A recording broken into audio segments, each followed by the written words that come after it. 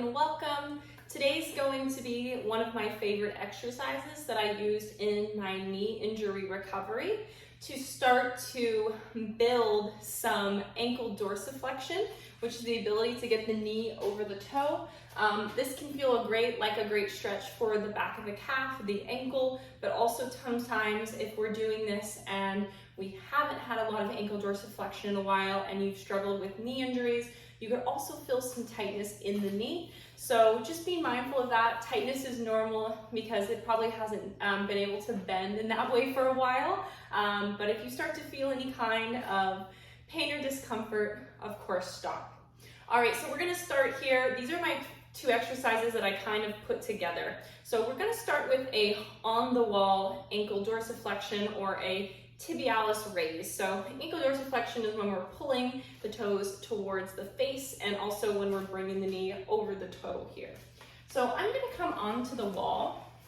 I'm gonna begin to walk my feet out. So they're around 12 inches to 2 feet away from the wall. And then you're just gonna keep soft knees. So we don't want the knees to be bent, but I don't want them to be locked. So you're just gonna find soft, straight legs. From here, you're gonna begin to lift the toes off the floor and then set them down on the ground. So we're lifting the toes off and then you're setting them down. You're gonna do around 15 to 30 of these, moving nice and slow. So we're bringing the toes up and then we're setting them down, nice and slow. All right, so go ahead and pause this and finish up your reps. What these are doing is we're starting to activate through this muscle that runs on the front of your shin called the tibialis anterior. For a lot of us who have had knee pain or have had knee injuries, this muscle can get very weak and isn't performing its job with helping us with ankle dorsiflexion, which is why that we can see why we can have trouble doing that. Maybe you have your heels lifting during your squat. Maybe you have a lot of forward lean when you squat. These both can be due to ankle dorsiflexion. So these are gonna help turn on that muscle, also strengthen it, that we're gonna need for this next exercise.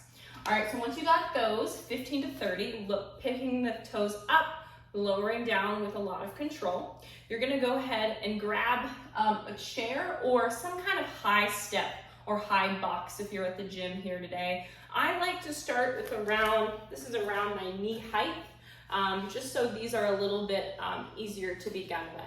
So I'm gonna start by bringing that chair to the ground. If you're doing this at home, you can place your chair on your mat to help it stop moving or up against the wall.